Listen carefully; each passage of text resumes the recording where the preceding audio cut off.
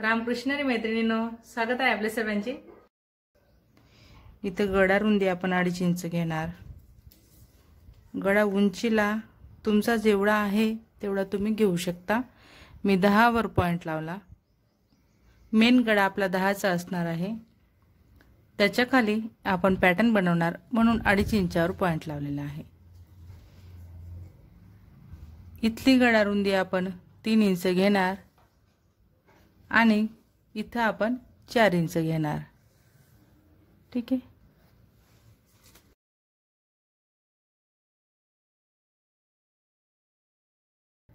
आता आपण छान असा गळ्याचा आकार देणार, एकदम मस्त।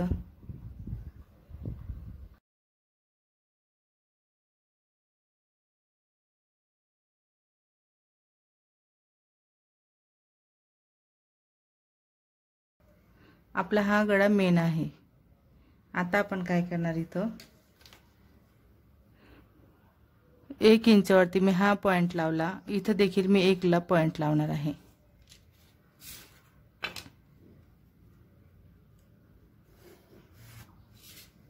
एक ची लाईन सरळ मार्किंग करायची आणि इथून पुढे आता आपण काय करणार आहेत, आकार देणार आहेत छान पैकी स्केलच्या मदतीने।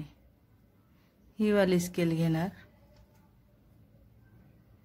बघा आपली ही सरळ लाईन देखील इथं व्यवस्थित अशी अटॅच होते।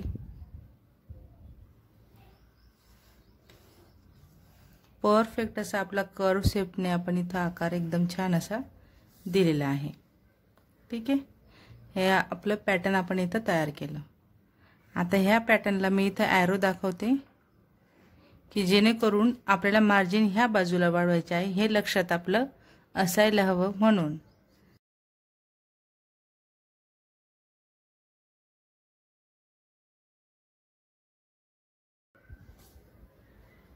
आता आपण पॅटर्न कट करणार।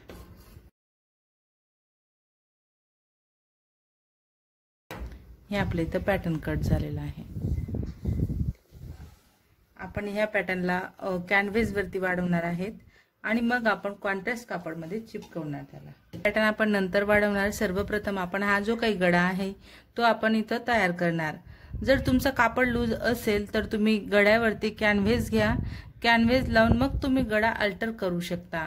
ठीक आहे। माझा इथं कापड चांगला आहे, थोडं रफ पैकी कापड आहे, तर मी बघा इथं स्टिच करते आणि मग गळ्यावर स्टिच करते। तर आपण इथं संपूर्ण गळ्यावरती तसंच खाली बॅक पार्टवरती टिप टाकलेली आहे। आता आपण आतील वेस्टेज ठसा कट करणार।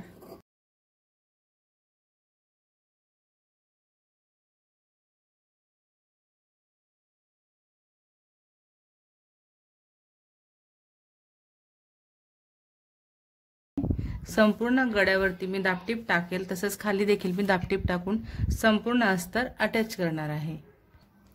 तर आपला अशा पद्धतीने आपण गळा तयार करून घेतलेला आहे। आता आपण पॅटर्नकडे वळूया। म्हणजे पॅटर्न आपल्याला कशा पद्धतीने तयार करायचा आहे किंवा कॅनव्हासवर कटिंग करताना आपल्याला कुठलं पार्ट कसं वाढवून घ्यायचं आहे ते बघणार। पेपर कॅनव्हास त्याला असं फोल्ड करायचं।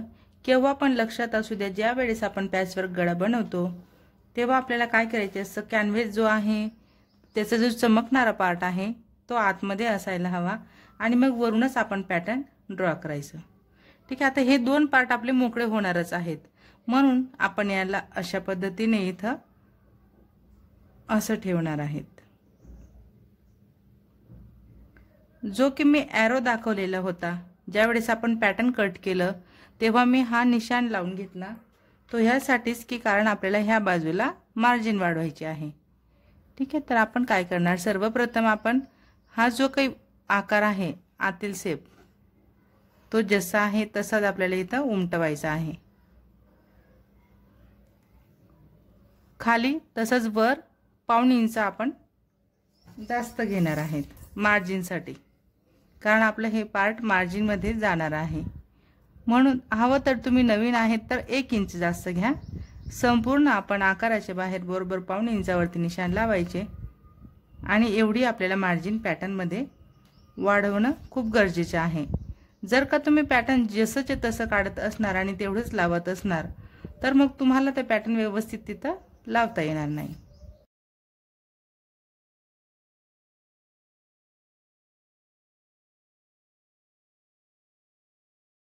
आता आपण कॉम्बिनेशन मध्ये कापड घेतलेला आहे। साडीतला कापड आपल्याला कस्टमरने दिलेला आहे, तो आहे आपला ह्या रंगाचा। तर आपण आता हे वाला पार्ट इथं असं चिपकवून घेणार आहे। आपण कलर कॉम्बिनेशन मध्ये हा जो काही पॅटर्न होता तो आपण असा चिपकवलेला आहे।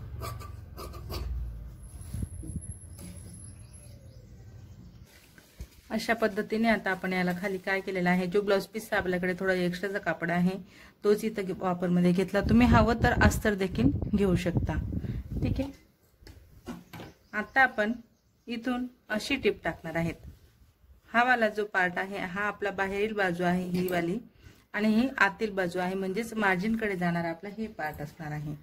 परत तुम्हाला कन्फ्युजन नको व्हायला म्हणून तुम्ही परत इथं एकदा मार्किंग करून घ्या अशा पद्धतीने।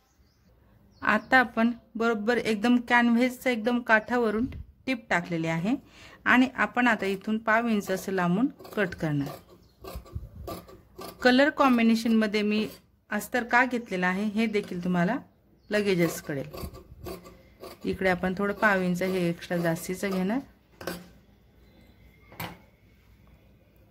थोडं इथं आपल्याला मेन कापड कमी पडला, पण असू द्या काही हरकत नाही, कारण आपण 1/2 इंच मार्जिन वाढवलेले आहे म्हणून एवढं आपलं मार्जिन मध्ये जाणारच आहे। आता आपण ह्या पार्टला अशा पद्धतीने पलटवणार आणि छानपैकी याला कॉम्बिनेशन मध्ये एकदम मस्त अशी पाइपिंग आपण इथं तयार करणार आहे, बघू शकता।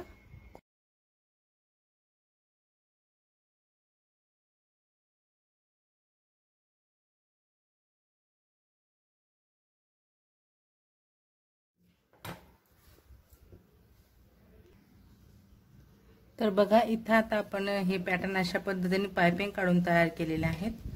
त्यानंतर आपल्याला काय करायचं आहे, ट्रायंगल बनवायचे आहेत। 4x4 चे मी चौकोन बनवले आणि त्यांचे मी हे ट्रायंगल तयार केलेले आहेत। आता आपलं जे ब्लाउजचं बॉडी पार्ट आहे ते ग्रीन कलरचं आहे, म्हणून आपण सर्वप्रथम जो ट्रायंगल म्हणजे खाली यायला हवा तो आपण हा वाला घेणार आहेत, ठीक आहे। तर अशा पद्धतीने आपण इथं असं स्टिच करणार।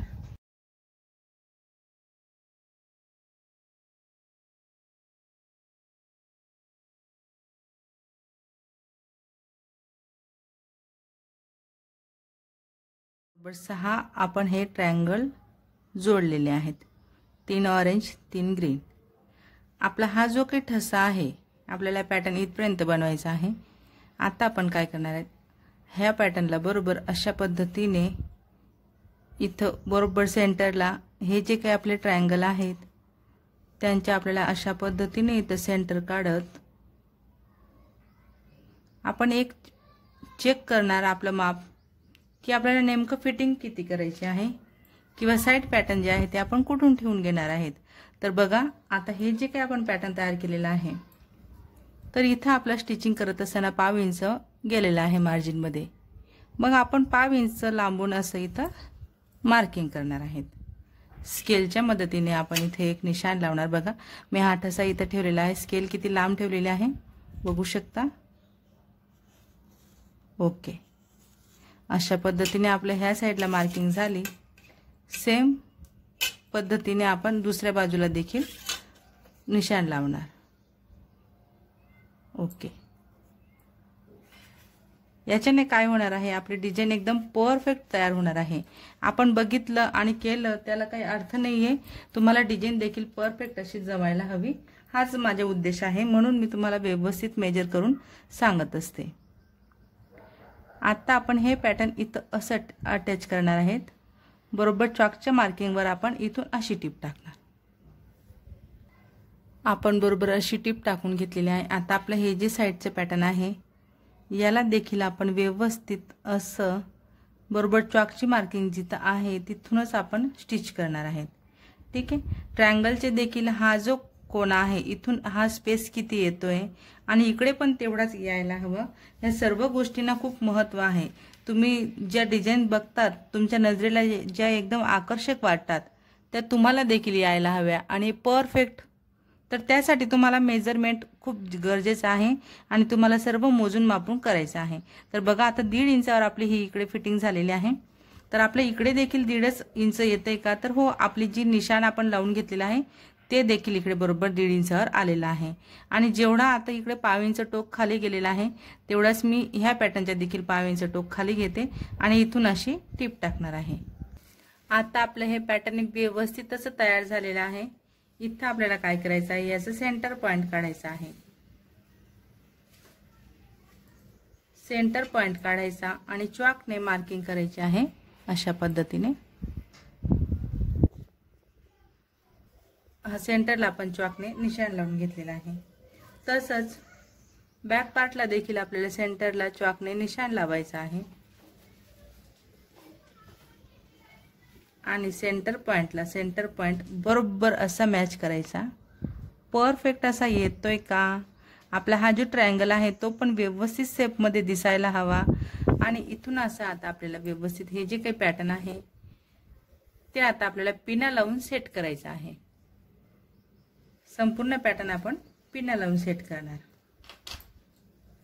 आता आपण आपलं हे जे पॅच आहे ते अटॅच करून घेतलेलं आहे। सोबतच मी टक्स देखील इथं घेतलेले आहेत। टक्स घेतल्यानंतर एक टिप इथं टाकून झाली।